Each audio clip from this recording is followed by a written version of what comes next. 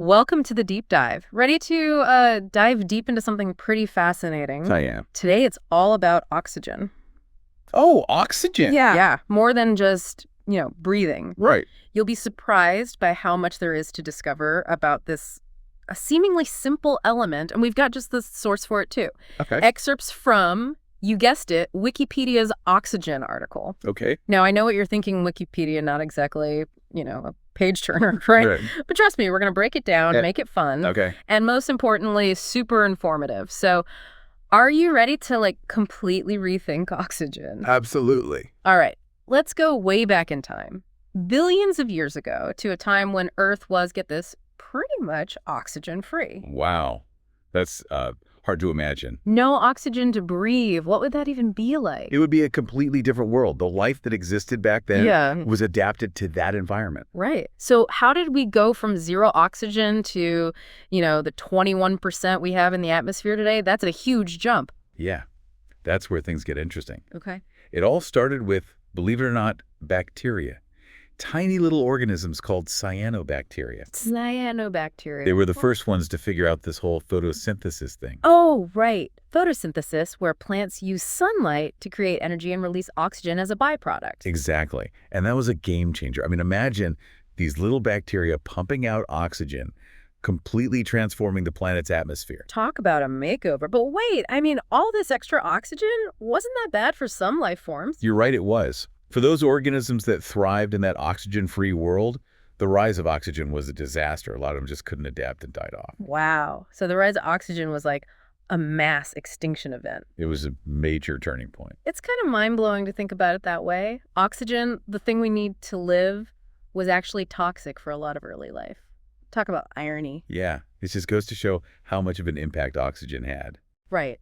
But this shift also paved the way for the evolution of more complex life, like us. Life that could use oxygen for energy. It's all connected. So we owe a lot to those little cyanobacteria. We do. But it wasn't just life on Earth that changed, right? Oxygen started reacting with the Earth's crust too, forming all those oxides. Right, shaping the very landscape of the planet. Wow. Okay, so fast forward to today, and oxygen is everywhere. It's the third most abundant element in the entire universe. It's incredible. And here on Earth, it's found in so many forms. It is. I mean, think about the Earth's crust. Almost half of it is made up of oxygen. Mostly in oxides. Yeah, it's everywhere we look. So when I pick up a rock, I'm holding a piece of oxygen history. Exactly. That's so cool. And that's just the crust. Think about the oceans. Okay. 88.8% oxygen by mass. Wait, the oceans. But isn't water H2O? 2 hydrogens, 1 oxygen. It is. Okay. But the oxygen atom is much heavier than the hydrogen atoms. Yeah. So most of the ocean's mass actually comes from all those oxygen atoms in water. Wow. Okay, my mind is officially blown. And then there's the air we breathe. Don't forget about that. Yeah, about 21% oxygen. We're literally swimming in it. We are. It's all around us. So we've got oxygen in the crust, the oceans, the air, shaping our planet and making life possible. It's clearly a busy element. But what about how it moves through our world? Yeah. There's this thing called the oxygen cycle, right? There is. It's how oxygen is constantly being used and replenished. It's like a giant planet-sized recycling system. It is. And the key to it all, photosynthesis. The oxygen factories. Exactly. Plants and algae using sunlight to create food and release oxygen. It's like this beautiful natural loop. It is. A perfect balance, almost. Almost. Well, we use oxygen too, Right. We breathe it in. Our bodies use it for energy. That's respiration. And it uses up oxygen. And then there's decomposition where microorganisms break down dead stuff, also using oxygen. Right. And let's not forget combustion, burning things. Oh, right. Like burning fossil fuels. Exactly. All these processes consume oxygen. So we've got these different forces pushing and pulling on this oxygen supply. We do. And for now, it's roughly in balance.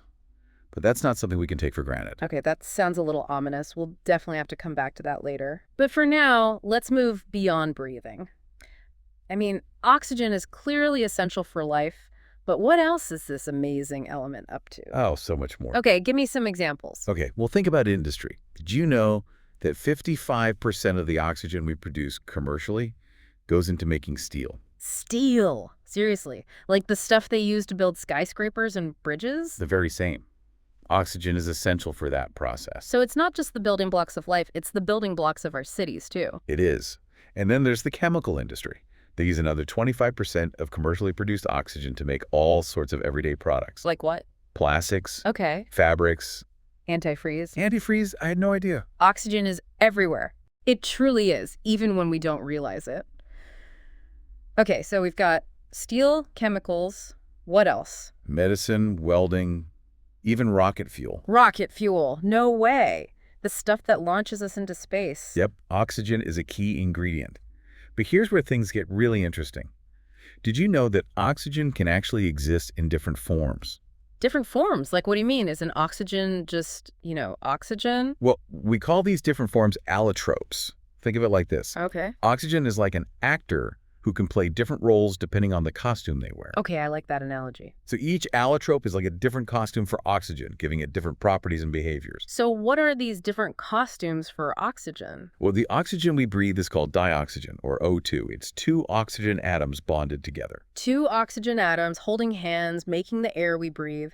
But you said there are other forms. There's ozone, or O3. Ozone, I know that one. It's what protects us from the sun's harmful UV rays. Exactly. Up in the stratosphere, the ozone layer is essential for life. It's like our planet's sunscreen. But wait, I thought ozone was also a bad thing. It can be. What? How can something that protects us also be harmful? It depends on where it is. Okay. Ozone high up is good, but ozone near the ground is a pollutant. Oh, right. It's formed by reactions with stuff from cars and factories. Exactly. So ozone can be both hero and villain. It can. And speaking of different sides of oxygen, have you ever heard of liquid oxygen? Liquid oxygen. Is that even a real thing? Oh, it's real. And it's pretty amazing. It's this pale blue liquid. Blue. Wow. Really? How do they even make that? They cool oxygen gas down to extremely low temperatures. We're talking about minus 183 degrees Celsius. That is seriously cold, and they just keep it in like a thermos or something. Well, not quite. It has to be stored in these special insulated containers to keep it that cold. Right. And I bet you wouldn't want to spill that stuff. Sounds pretty reactive. You definitely wouldn't. It's incredibly reactive. Yeah. So it's cold, it's blue, it's potentially explosive. I'm officially intrigued. But what do they actually use liquid oxygen for? Well, for one thing, it's a key component of rocket fuel. Rocket fuel. So the same element that we breathe is helping power those incredible journeys into space. That's amazing. It is.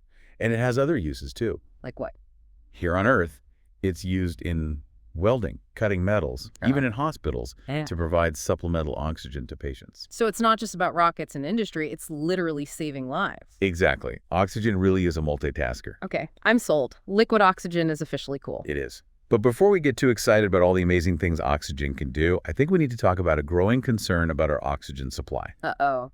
You're talking about that whole balance thing again, right? That it's getting disrupted. I am. Scientists have actually observed a slight downward trend in global oxygen levels over the past few decades. Wait, so the amount of oxygen in the atmosphere is actually decreasing? Why is that happening? Well, there are a few reasons. Burning fossil fuels is a big one. Okay. When we burn fossil fuels, we're combining carbon with oxygen, kicking it out of the atmosphere. Right, and releasing carbon dioxide. So it's like we're using up oxygen faster than it can be replenished. And deforestation is another factor. Remember those oxygen factories? Two plants? Yeah. When we cut down forests, we're reducing the planet's ability to produce oxygen. That's not good. It's kind of scary to think that even something as abundant as oxygen could become a problem.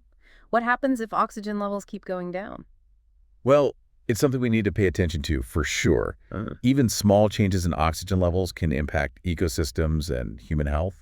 Right. It's a reminder that we need to think about our impact on the planet and find ways to live more sustainably. I mean, we need oxygen. We do. Okay, so we've covered a lot of ground here, from the early Earth to liquid oxygen, from steel mills to rocket fuel, but I feel like we're just scratching the surface. We are. There's so much more to explore. Okay, I'm ready. Let's keep diving. Let's do it. So before the break, we were talking about how scientists use oxygen isotopes to understand past climates. Yeah, it's pretty amazing how these tiny atoms hold clues to, like, the vast history of our planet. It's true. It's like oxygen has its own secret language. Right. But, okay, before we get too lost in the, ancient past, let's zoom in on something a little more familiar. The oxygen we breathe right now, O2. The oxygen molecule. Two oxygen atoms linked together in a covalent double bond. Okay, covalent double bond. You're going to have to break that down for me. What does that even mean? Okay, so think of it like this. Those two oxygen atoms are sharing, not one, but two pairs of electrons. That's what makes their bond so strong. So they're like really good friends holding on tight. But I remember from chemistry class that oxygen is also really reactive. That's right. Oxygen loves to bond with other elements. And that's why it's so important for processes like combustion. Combustion, that's just a fancy word for burning, right? Exactly. And oxygen is essential for burning because it acts as an oxidizing agent. It helps other substances burn by reacting with them. So it's not the fuel itself, but it's like the key that unlocks the fuel's energy. That's a great way to put it. It's like oxygen is saying, hey, let's get this party started. Okay, that explains why we need oxygen to breathe. It helps our bodies unlock the energy in food through cellular respiration, right? Exactly. Oxygen helps us turn the food we eat into the energy we need to live. Okay, so oxygen is reactive. It helps things burn. It powers our cells. It sounds pretty intense. But then why doesn't everything just like spontaneously combust all the time? With all this oxygen around, shouldn't we be living in a world of constant explosions? That's a great question. And the answer lies in the way the electrons are arranged in the oxygen molecule. You see, the oxygen we breathe exists in what we call a triplet state. Triplet state. Okay, that sounds kind of complicated. It's all about the spin of those electrons we were talking about. In a triplet state, oxygen is actually a bit slow to react with most organic molecules. So it's like oxygen is taking it easy, not going full speed ahead. That's a good thing, right? It means we're less likely to burst into flames. Exactly. This triplet state is like a built-in safety mechanism. It prevents spontaneous combustion and keeps us safe. Well, thank goodness for that. But you mentioned there's another form of oxygen where the electrons are all paired up, singlet oxygen, right? That's right. Singlet oxygen is much more reactive than triplet oxygen. It's like oxygen with its energy drink on, ready to go. So that sounds potentially dangerous. Where does this singlet oxygen even come from? Singlet oxygen is actually produced naturally in small amounts, for example, during photosynthesis. Plants actually use it to protect themselves from pests and pathogens. Wow, so even oxygen has a dark side. Plants are using this super reactive form of oxygen to fight off enemies. That's incredible. It is. It's a reminder that even something as essential as oxygen can have multiple roles and even some, unexpected uses. Okay, so we've got dioxygen, the stable oxygen we breathe, ozone up high and down low, and even the super reactive singlet oxygen. But I still can't get over this idea of liquid oxygen. It just boggles my mind that something we breathe can be turned into a liquid. It is pretty wild to think about, and it takes some serious engineering to produce and store it. Yeah, we talked about those special insulated containers, but what is liquid oxygen actually used for? Aside from looking super cool in sci-fi movies, of course. Well, remember how reactive oxygen is? Mm-hmm. That makes liquid oxygen incredibly useful as an oxidizer. An oxidizer, like Right. to help things burn even better. Exactly. Liquid oxygen is a key component of rocket fuel. It helps those massive rockets blast off into space. Wow, so the same element that helps us breathe is also powering those incredible journeys to the stars. That's pretty amazing. What else is liquid oxygen used for? Well, here on Earth, liquid oxygen has a variety of industrial uses, like welding and cutting metals. So it's cutting-edge technology and everyday tools. Oxygen really is a multitasker. It really is. And there's even more. Liquid oxygen is used in hospitals to provide supplemental oxygen to patients who need it. So it's not just about rockets and industry, it's literally saving lives. Okay, I think I'm convinced liquid oxygen is pretty awesome. It is pretty remarkable. But before we get too carried away with all the amazing things oxygen can do, I think it's important to address a growing concern about our oxygen supply. Oh, you're talking about that ominous warning you gave earlier, right? Something about the balance of oxygen being disrupted. Yes, unfortunately, scientists have observed a slight downward trend in global oxygen levels over the past few decades. Wait, so the amount of oxygen in the atmosphere is actually decreasing? That's a little scary. What's causing that? Is it all the fossil fuels we're burning? That's a big part of it. When we burn fossil fuels, we're combining carbon with oxygen, removing it from the atmosphere, and releasing carbon dioxide. So it's like we're using up oxygen faster than it can be replenished. And deforestation is another factor. Trees are like giant oxygen factories, so when we cut down forests, we're reducing the planet's ability to produce oxygen. That's a sobering thought. It makes you realize that even something as seemingly abundant as oxygen isn't infinite. What are the implications of this downward trend? Should we be worried? Well, it's definitely something we need to pay attention to. The decline in oxygen levels is relatively small so far, but it could have significant consequences in the long run. Like what kind of consequences? Will we eventually run out of breathable air? It's not quite that dramatic, but even small changes in oxygen levels can impact ecosystems and human health. It's a reminder that we need to be mindful of our impact on the planet and find ways to live more sustainably. So what can we do? How do we ensure a sustainable oxygen supply for the future? That's a complete question with no easy answers. But it starts with understanding the problem and working together to find solutions. Reducing our reliance on fossil fuels, protecting our forests, and developing new technologies for carbon capture and oxygen production are all part of the equation. It's like we need to become better stewards of this precious element. Exactly. Oxygen is a gift from our planet, and it's up to us to protect it. Okay, so we've covered a lot of ground here. We've talked about the different forms of oxygen, its amazing uses, and even the challenges we face in maintaining a healthy oxygen supply. But I feel like there's still so much more to discover. There is. We haven't even talked about all the amazing compounds that oxygen forms, from water to rocks to the very building blocks of life. I'm ready for more. This deep dive has already been a whirlwind, and I can't wait to see where it takes us next. Welcome back to our Oxygen Odyssey.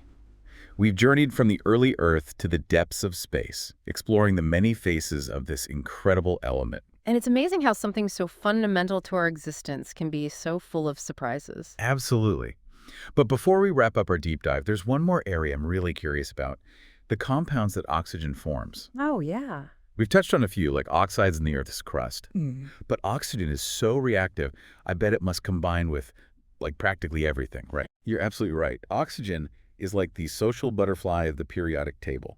It forms compounds with almost every other element. Wow. And these compounds are all around us. Some are even essential for life as we know it. Okay, I'm ready for a chemistry lesson. Hit me with some examples. Okay, let's start with the most obvious and perhaps the most important: water. Water. Seriously. I mean, yeah, of course, I know water is H2O, 2 hydrogen atoms and 1 oxygen atom, but I never really thought of it as an oxygen compound. But it is. Okay. And it's a perfect example of how oxygen's ability to bond with other elements creates something entirely new, with unique properties. Yeah, I guess it's easy to take water for granted. We drink it, we wash with it, it's all around us.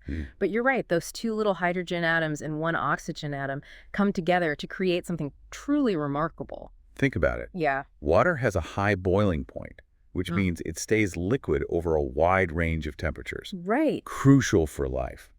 It's also a fantastic solvent, able to dissolve many other substances. So water is basically oxygen's superpower. It's like the ultimate multi-tool. You could say that, and those superpowers come from oxygen's electronegativity, its tendency to attract electrons. Electronegativity. Okay, that sounds a bit like a chemistry exam question. Don't worry, it's not that complicated. Cool. Basically, oxygen's strong pull on electrons creates a polar molecule in water, meaning it has a slightly positive end and a slightly negative end. And this allows water molecules to interact with all sorts of other molecules, dissolving them and carrying them around. So water's polarity is what makes it such a good solvent. It's like it can make friends with everyone. That's a great way to put it. Okay. And this ability to dissolve and transport substances is essential for life. It's how nutrients get delivered to our cells and waste products are removed. Okay, water, check. What other amazing compounds does oxygen create? Well, remember we were talking about oxides in the Earth's crust? Yeah. Those are compounds where oxygen is bound to another element, like metals. Right, like iron oxide, which is rust. Not exactly the most glamorous compound. But it's everywhere. And there are so many others. Silicon dioxide, which makes up sand and quartz. Wow. Aluminum oxide, found in rubies and sapphires. These oxides make up the very foundation of our planet. So every time I walk on the beach or admire a sparkling gemstone, I'm witnessing the power of oxygen's bonding abilities. Exactly. And those are just the simple oxides. Wow. Oxygen also forms more complex compounds, like silicates, which are the most abundant minerals on Earth. They form the bedrock of our continents. It's incredible to think that oxygen is woven into the very fabric of our planet. But what about life? Does oxygen form compounds in living organisms too? Absolutely. Right. Oxygen is a key component of organic compounds, the molecules that make up all living things. Okay, time for a quick biology recap. We've got carbohydrates, fats, proteins, and DNA, the building blocks of life, and oxygen is part of all of them. It's essential. Carbohydrates, our primary source of energy, are made up of carbon, hydrogen, and oxygen. Fats, which store energy, also contain those 3 elements. Proteins, The workhorses of our cells are chains of amino acids, and many of those amino acids contain oxygen. And DNA, the molecule that carries our genetic information, also includes oxygen in its structure. Wow, it's like oxygen is the glue that holds life together. It's involved in energy production, energy storage, building our bodies, and even passing on our genetic traits. And we haven't even touched on all the industrial uses of oxygen compounds. For example, ethylene oxide, a compound formed by reacting ethylene with oxygen, is used to make antifreeze, plastics, and fabrics. So oxygen compounds are keeping our cars running, our clothes soft, and our world turning. It's truly remarkable. And that's the beauty of oxygen, isn't it?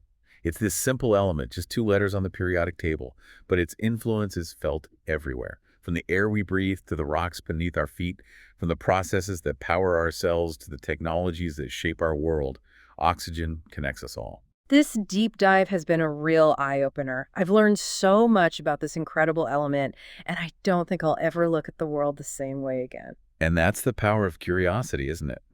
It leads us to new discoveries and helps us appreciate the wonders of the universe, even in the most familiar things. You're right. It's like oxygen itself, something we take for granted until we really stop and think about all the amazing things it does. Exactly. And as we've seen, there's still so much more to learn about oxygen. Scientists are constantly making new discoveries, uncovering its secrets and exploring its potential. Well, I, for one, am definitely going to be paying more attention to oxygen from now on. It's not just an element, it's a story of life, energy, transformation, and connection. And that story is still being written. Who knows what amazing discoveries about oxygen lie ahead? That's a great point. And it leads us to our final thought-provoking question for you, dear listener. Given oxygen's vital role in life and industry, what innovations might be necessary to ensure a sustainable oxygen supply for the future? It's a challenge that calls for creativity, ingenuity, and a deep understanding of this essential element. So keep breathing, keep exploring, and keep asking questions. Who knows, maybe you'll be the one to unlock the next chapter in oxygen's amazing story. Until next time, thanks for joining us on The Deep Dive.